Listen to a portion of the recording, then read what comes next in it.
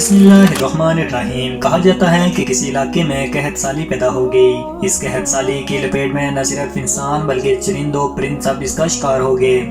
مویشی مالکان بے حال پریشان تھے۔ اس دوران ایک مسجد کے مولوی نے جمعہ کے خطبہ میں نہایت یقین کے ساتھ یہ بات بتائی کہ اللہ کا نام لے کر یعنی بسم اللہ الرحمن الرحیم پڑھ کر دریا کو جو حکم دیا جائے تو وہ بھی نافرمانی نہیں کرے گا۔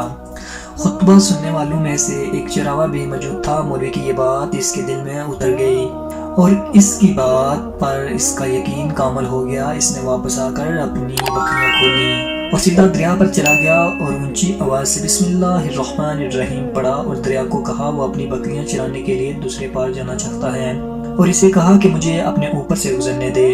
یہ کہہ کر اس نے اپنی بکریوں کو لیا اور دریا پر چلتا ہوا دریا پار کر گیا۔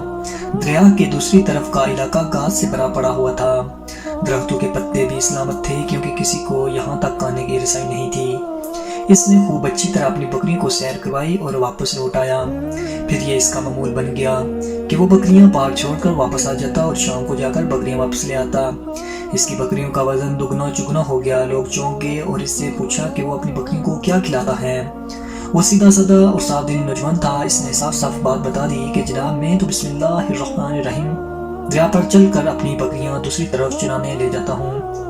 یہ بات سب نے سنی مگر کسی نے اس چراوے کی بات پر یقین نہیں کیا کیونکہ یہ قابل یقین بات تھی۔ مگر بات ہوتے ہوتے مولوی صاحب کے پاس پہنچ گئی۔ مولوی صاحب نے اس چراوے کو بلایا اور سارا ماجرا پوچھا۔ اس چراوے نے مولوی صاحب کو ہی حوالہ بنا لیا کہ مولوی صاحب میں تو آپ کا شکر ادا کرنے والا تھا۔ آپ نے جمعے کے خطبے میں جو نسخہ بتایا تھا کہ بسم اللہ کہہ کر دریا کو بھی حکم دو تو وہ بھی انکار نہیں کرتا، تو میں تو بس آپ کے نسخے پر ہی عمل کر رہا ہوں۔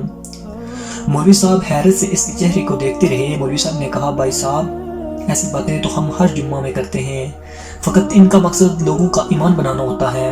مگر بکریوں والا ڈٹا رہا کہ میں تو بسم اللہ کہہ کر پانی پر چلتا ہوں اور بکریوں سمیت پانی پار چلا جاتا ہوں۔ آخرکار مولوی صاحب نے صبح خود یہ تجربہ کرنے کی ٹھانی جسے دیکھنے چراغے سمیت پورا علاقہ بھی آ گیا۔ مجمع زیادہ تھا۔ مولوی صاحب نے ایک دو بار سوچا کہ انکار کر دوں کہیں ڈوب نہ جاؤں، مگر وہ جو مولوی صاحب کو کندھے پر اٹھا کر لائے تھے اب بھی جوش و خروش سے اللہ اکبر کے نعرے لگا رہے تھے اور مولوی صاحب کے حق میں تعریف کر رہے تھے۔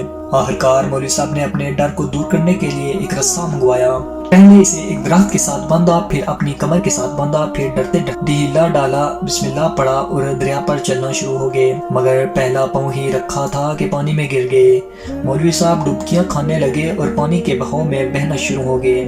لوگوں نے کھینچ کھینچ کر باہر نکالا۔ مولوی صاحب کی اس حرکت نے چراوے کو پریشان کر دیا کہ مولوی صاحب کی بسم اللہ کو یہ کیا ہو گیا ہے، کیونکہ اس کا یہ روز کا معمول تھا۔ اس کے اپنے یقین میں کوئی فرق نہ آیا۔ اس نے بسم اللہ کہہ کر بکریوں کو پانی کی طرف اشارہ کیا اور خود ان کے پیچھے چلتا ہوا پار چھوڑ کر واپس بھی آ گیا۔